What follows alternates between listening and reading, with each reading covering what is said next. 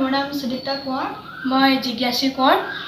এতিয়া যিহেতু বিহুৰ বতৰত আমিও ঘৰতে আছোঁ, গান গাইছোঁ, পঢ়িছোঁ। আপোনালোকেও ঘৰতে থাকক, সামাজিক দূৰত্ব বজাই ৰাখক আৰু কৰোনা সংক্ৰমণ ৰোধ কৰক।